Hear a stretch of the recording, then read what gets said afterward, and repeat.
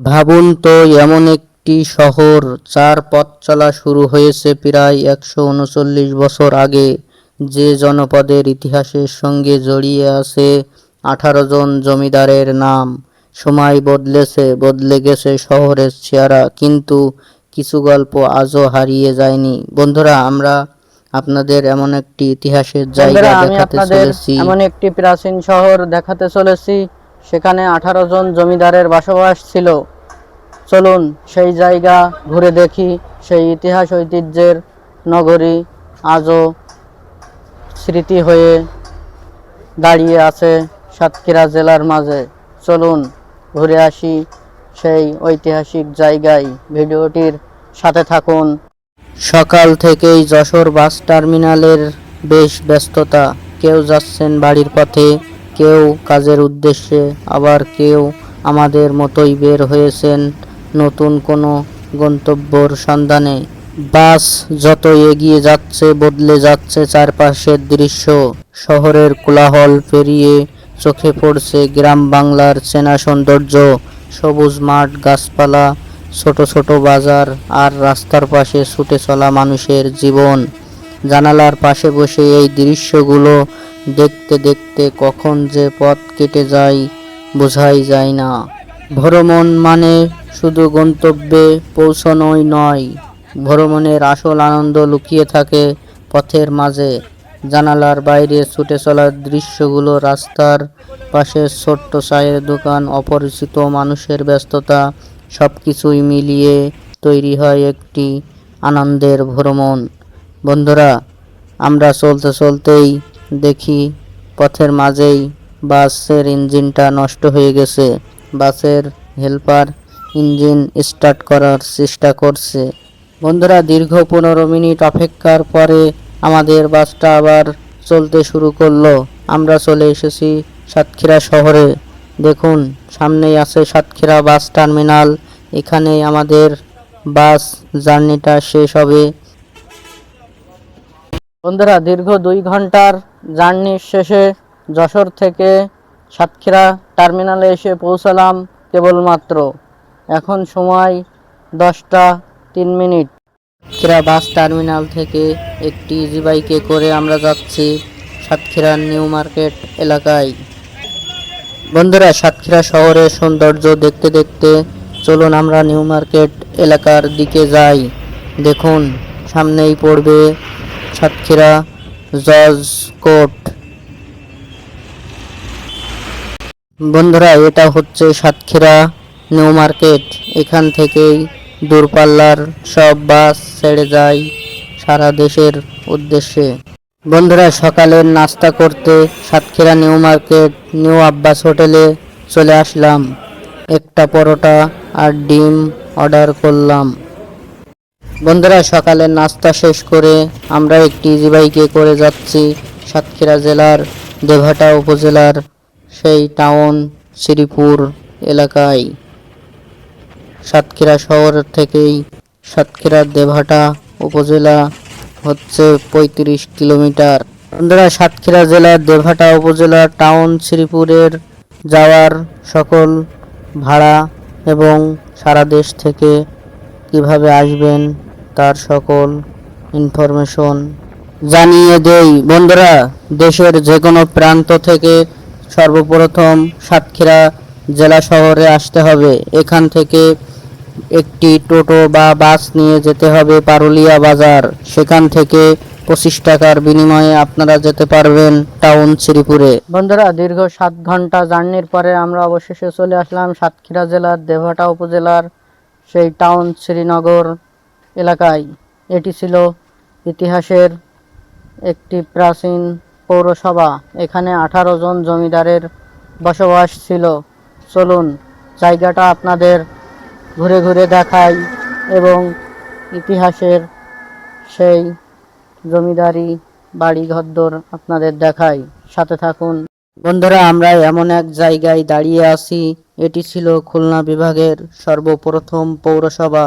Town শ্রীপুরের ইতিহাসের সঙ্গে জড়িয়ে থাকা অন্যতম পৌরসভাটির নাম দেবেন্দ্রনাথ সরকার। স্থানীয় ইতিহাস ও জনশ্রুতি তার জমিদারি কার্যক্রম এই অঞ্চলের মানুষের মুখে মুখে শোনা যায়। চলুন তার বাড়িটা দেখে আসি। এখনো তার বাড়িটা রয়েছে। চলুন। এই দেখুন, এটি হলো জমিদার দেবেন্দ্রনাথ সরকারের বাড়ি। তার সেই পুরনো স্থাপনা, জমিদারি প্রথা দেখুন। এই বাড়ি থেকেই সে এই অঞ্চলটা শাসন করত। ব্রিটিশ সরকার তার জন্য এই টাউন শ্রীপুরকে তৎকালীন সময়ে পৌরসভা ঘোষণা করেন। সময়ের সঙ্গে সঙ্গে জমিদারি প্রথা বিলুপ্ত হয়েছে, পরিবর্তন এসেছে সমাজ ও মানুষের জীবনযাত্রায়। কিন্তু পুরনো স্থাপনা, স্থানীয় মানুষের স্মৃতি আর ইতিহাসের নানা গল্প আজও মনে করিয়ে দেয় সেই অতীতের কথা। ভাবুন তো, আজ যেখানে আমরা দাঁড়িয়ে আছি, কয়েক দশক বা শতাব্দীর আগে এখানকার পরিবেশটা কেমন ছিল। কত মানুষ, কত গল্প আর কত ঘটনার সাক্ষী এই মাটি। ইতিহাস শুধু বইয়ের পাতায় লেখা কিছু শব্দ নয়, ইতিহাস ছড়িয়ে থাকে আমাদের গ্রামের পথে, পুরনো বাড়ির দেয়ালে, পুকুর ঘাটে এবং মানুষের স্মৃতিতে। টাউন শ্রীপুরের মতো ঐতিহাসিক জনপদের অতীতকে সংরক্ষণ করা আমাদের সবার দায়িত্ব। কারণ আজকের এই পুরনো স্মৃতি একদিন হয়ে উঠবে আগামীর প্রজন্মের ইতিহাস। বন্ধুরা দেখুন, এই পুরানো স্থাপনা আস্তে আস্তে বিলুপ্ত হতে চলেছে। দেখুন, এটি ছিল তাদের মেহমানখানা। মেহমানরা এসে এই জায়গায় বসে আড্ডা দিত। বন্ধুরা, এই যে পুরাতন স্থাপনাটি দেখতে পাচ্ছেন, এটি ছিল তাদের খাবার ঘর। দেখুন বন্ধুরা, ওপরের যে পুরনো স্থাপনাটি দেখতে পাচ্ছেন, এটি ছিল তাদের বিকাল বেলায় মনোরম পরিবেশে বসে থাকার বিশ্রামের একটি জায়গা। দেখুন বন্ধুরা, এই যে ঘরটি দেখতে পাচ্ছেন, এটি ছিল রান্নাঘর। রান্নাঘরে তখনকার সময়ে সব সময় রান্না বাড়া চলতো জমিদার বাড়িতে। এখন হয়তো অন্য মানুষরা এসে বসবাস করছে। দেখুন, এই সেই পুরাতন স্থাপনা আস্তে আস্তে হয়তো বিলুপ্ত হতে চলেছে। দেখুন বন্ধুরা, জমিদারি প্রাচীর। এটি তখনকার সময়ে মাটি আর ইট দিয়ে গাঁথনি। দেখুন, মাটি দিয়ে গেঁথেছে এই ইটের প্রাচীর। বন্ধুরা, আমি ঘুরে দেখছি ইতিহাসের এক প্রাচীন নগরী টাউন শ্রীপুর, সাতক্ষীরা জেলায় অবস্থিত। এই ঐতিহাসিক জায়গাটা 139 বছর আগে এটি 18 জন জমিদারের বসবাস ছিল এই অঞ্চলে। দেখুন বন্ধুরা, এক অন্যরকম ভালো লাগার জায়গা। তখনকার সময়ের জমিদাররা তাদের পুকুরে গোসল করত। দেখুন, জমিদারি পুকুর পাড়টা কত সুন্দর। এখন হয়তো কালের বিবর্তনে হারিয়ে যাচ্ছে আস্তে আস্তে এই সব পুকুরের সৌন্দর্য। দেখুন, এই একটি গাছ 139 বছরের পুরাতন একটি গাছ। এই গাছটার নাম পাম গাছ। দেখুন, জমিদার দেবেন্দ্রনাথ সরকারের তার বাড়ির আঙিনা এত বড়। চলুন বন্ধুরা, হাঁটতে হাঁটতে টাউন শ্রীপুর বাজারের দিকে যাই। দেখুন, টাউন শ্রীপুর সবখানেই লেখা আছে। তখনকার রাস্তা হয়তো এরকম ছিল না। দেখুন, এটি হলো এখনকার সময়ের টাউন শ্রীপুর বাজার। আর এই শ্রীপুর বাজারের সামনেই আছে, দেখুন, তখনকার সময়ের সেই 1887 সালের পৌরসভার অফিস। এখন হয়তো পোস্ট অফিস নামে পরিচিত, কারণ এখন তো আর জমিদারি নেই। দেখুন, এসব স্থাপনা দেখলেই পুরাতন ইতিহাসের কথা মনে পড়ে যায়। বন্ধুরা, টাউন শ্রীপুর যতই ঘুরে ঘুরে দেখছি, ততই আমি অবাক হয়ে যাচ্ছি। দেখুন, পুরাতন একটি পৌরসভা ছিল খুলনা বিভাগের সর্বপ্রথম এটি। এখন তা আর নেই। কালের বিবর্তনে সব কিছুই হারিয়ে গেছে। আর এই জায়গাগুলো এখন গ্রামে রূপান্তরিত হয়েছে। দেখুন, এখনো জমিদারি স্থাপত্যশীল রয়েছে। দেখুন বন্ধুরা, এদিকে আরেকটা জমিদারের বাড়ি প্রায় বিলুপ্ত হওয়ার পথে।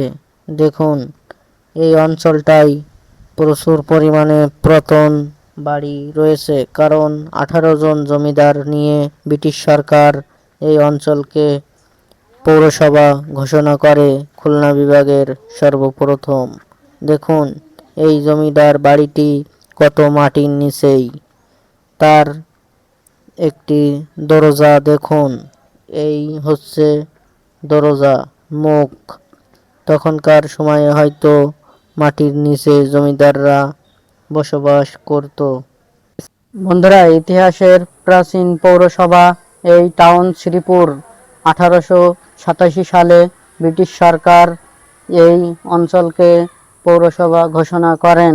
খুলনা বিভাগের সর্বপ্রথম পৌরসভা এটি ছিল। 18 জন জমিদার এই পৌরসভায় বসবাস করত। এই কারণেই ব্রিটিশ সরকার এই অঞ্চলকে পৌরসভা ঘোষণা করেন 1887 সালে। আর এর সকল স্থান তো আপনাদের দেখালাম। এবার ঘরে ফেরার পালা। সবাইকে ধন্যবাদ পরবর্তী ভিডিও দেখার জন্য।